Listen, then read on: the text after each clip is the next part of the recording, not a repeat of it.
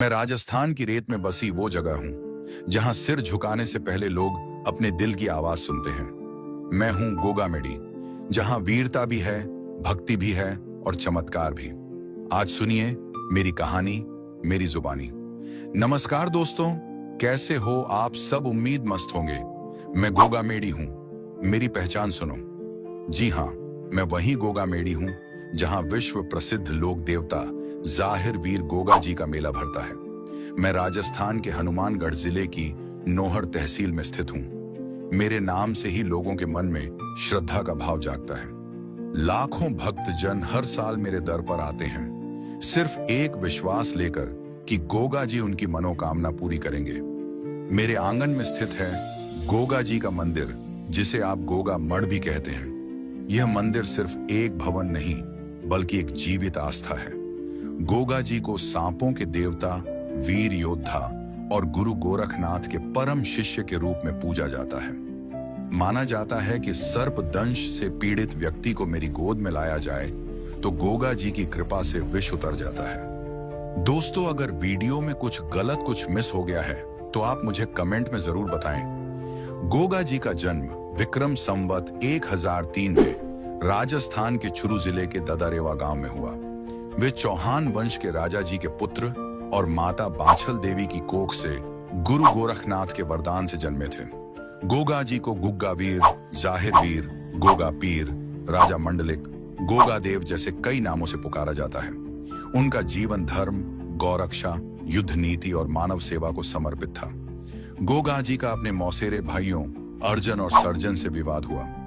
अर्जन surgeon ने महमूद गजनवी से मिलकर गोगा जी के विरुद्ध फौज बुलवाई।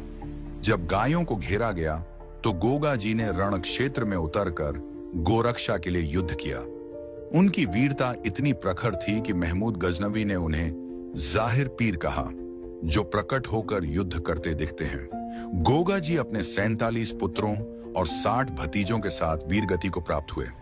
मैं सिर्फ एक तीर्थ नहीं, एक संस्कृति का जीता जागता रूप हूं। मेरे पास है गोरख टिल्ला, गोरख धूना, जहां गुरु गोरखनाथ ने 12 साल तपस्या की थी।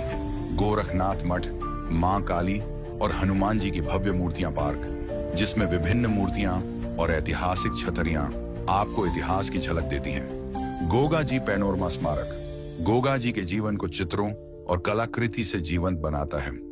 मेरे मंदिर में एक हिंदू और एक मुस्लिम पुजारी एक साथ पूजा करते हैं। यह परंपरा धार्मिक एकता की मिसाल है।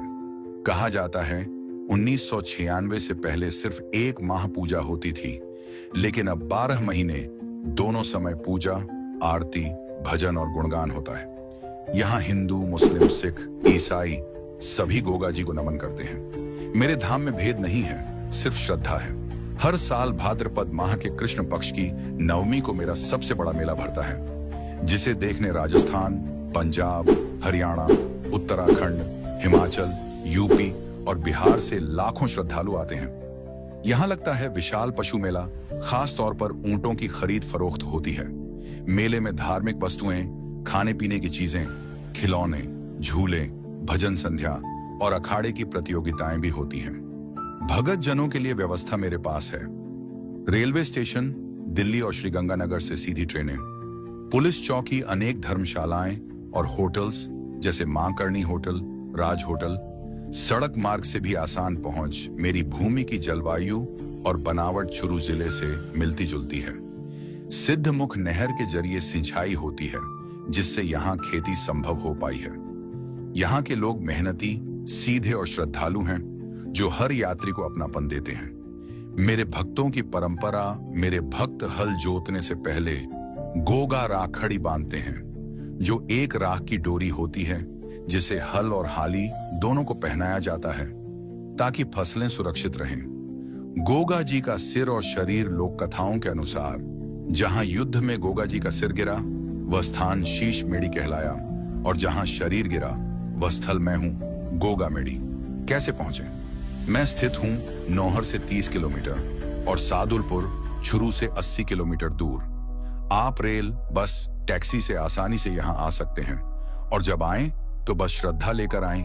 गोगा जी सब सुनते हैं। मैं गोगामेडी हूं, एक आस्था, एक विश्वास, एक परंपरा। अगर आपने अभी तक मेरी मिट्टी को छुआ नहीं है तो एक बार जरूर आइए, हो सकता है अगला चमत्कार आपके साथ हो। जय जाहिर वीर गोगा जी महाराज की। अगर आप भी इस पावन स्थान से जुड़ना चाहते हैं तो वीडियो को लाइक, शेयर और चैनल अपनो गांव ऋणी तारानगर को फॉलो जरूर करें। क्या पता अगला वीडियो आपके शहर या गांव का हो। जय हिंद, जय राजस्थान।